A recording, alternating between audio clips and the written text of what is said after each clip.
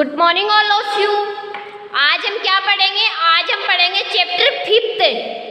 क्या पढ़ेंगे? चैप्टर 5 जिसका क्या नेम है? जिसका नेम है मिठाई वाला। क्या नेम है जिसका? मिठाई वाला। ओके, तो आज हम क्या पढ़ते हैं? चैप्टर 5 पढ़ते हैं जिसका नेम है मिठाई वाला। बहुत ही मीठे स्वरों के साथ वह गलियों में घूमता हुआ कहता, बच्चों को बहलाने वाला, खिलौने वाला। इस अधूरे वाक्य को वह ऐसे विचित्र किंतु मादक मधुर ढंग से गाकर कहता कि सुनने वाले एक बार अस्थिर हो उठते। उसके स्नेह भीषित कंठ से फूटा हुआ गान सुनकर निकट के मकानों में हलचल मच जाती।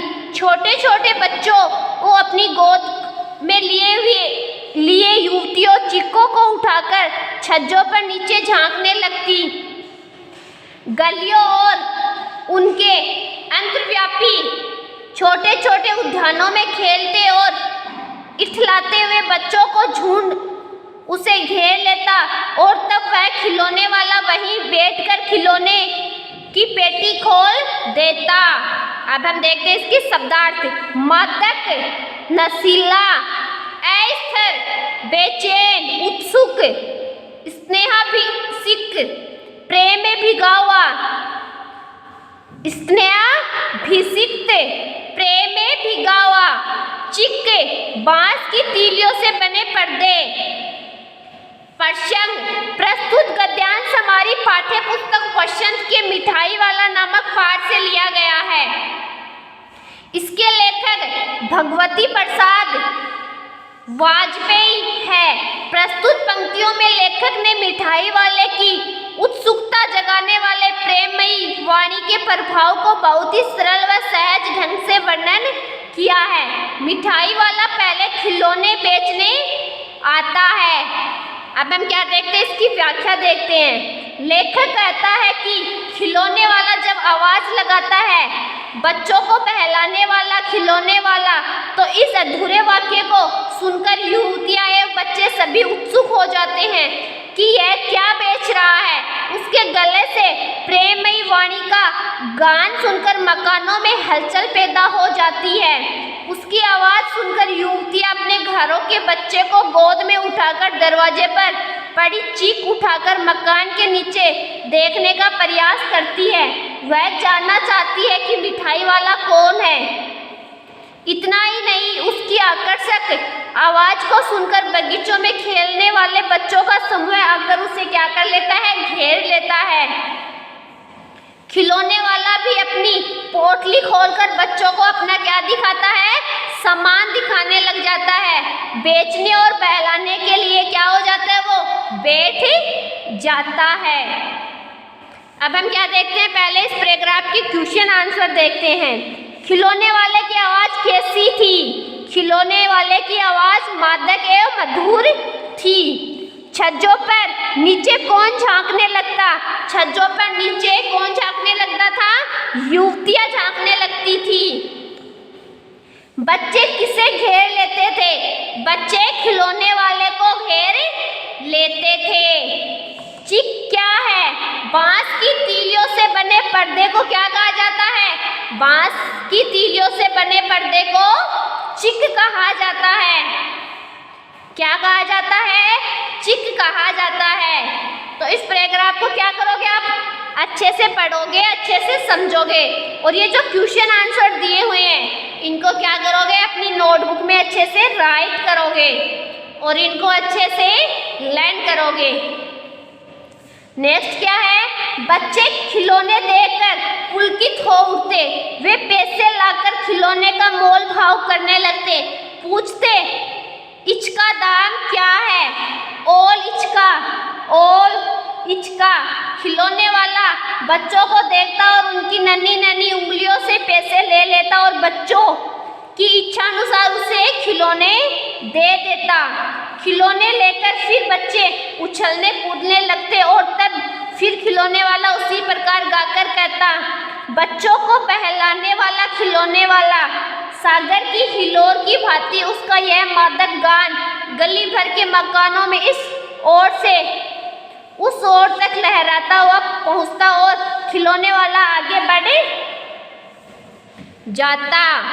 अब हम क्या देखते हैं, इसके शब्दार्थ देखते हैं। इचका, इचका मतलब इसका, पुलकित आनंदित, नन्ही नन्ही छोटी छोटी, हिलोर लहर, भांति तरह प्रकार, मादक नशीला, ओल ओल का मतलब क्या होता है, और होता है, बच्चों द्वारा बोला गया शब्द। अब हम इसका प्रसंग देखते हैं। प्रस्तुत गद्यांश हमारी पाठ्य पुस्तक वसंत के मिठाई वाला नमक पहाड़ से लिया गया है। इसके लेखक भगवती प्रसाद वाजपेयी है। लेखक ने यहाँ बच्चों की वाणी, व्यवहार एवं मिठाई वाले की आवाज के प्रभाव को दर्शाया है। मिठाई वाला पहले खिलौने बेचने आता है।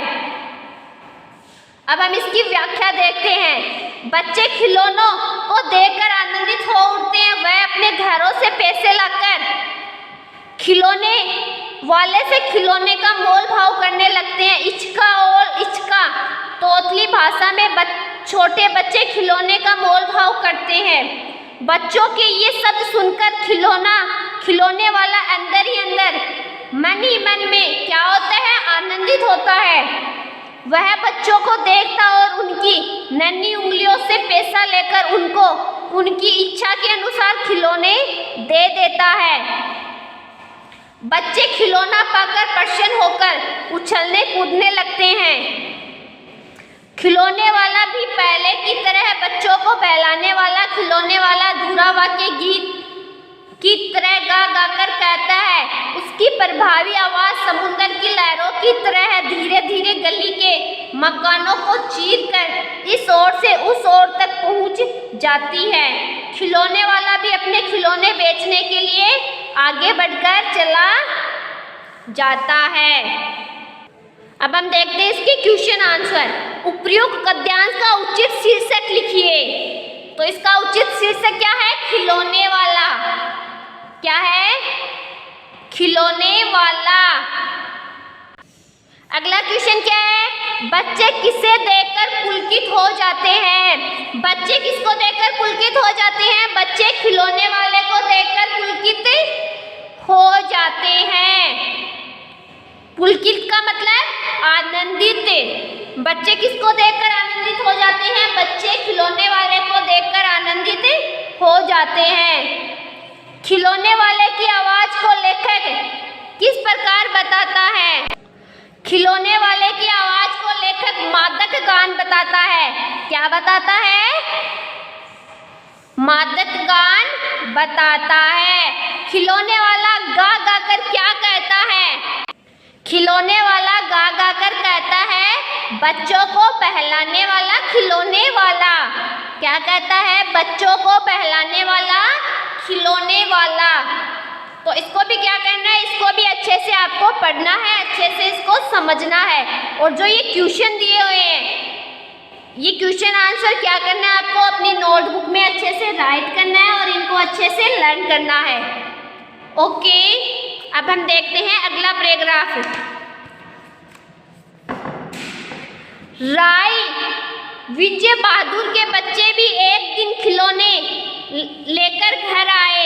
वे दो बच्चे थे, चुन्नू और मुन्नू। चुन्नू जब खिलौने ले आया तो बोला, मेला घोला कैसे कैसे छुंदल है।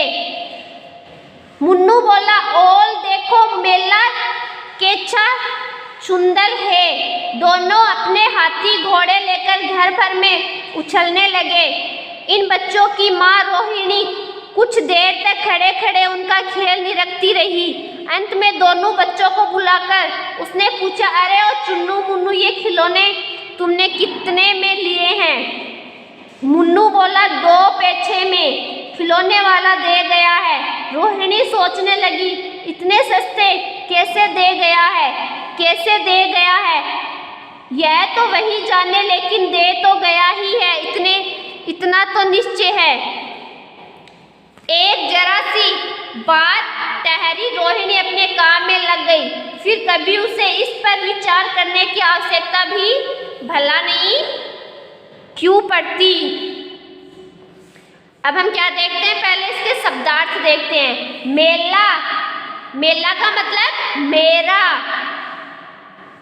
ढोला, ढोला का मतलब घोड़ा। चुंदल, चुंदल का मतलब सुंदर। है, केछा, केसा। निरखती, देखती।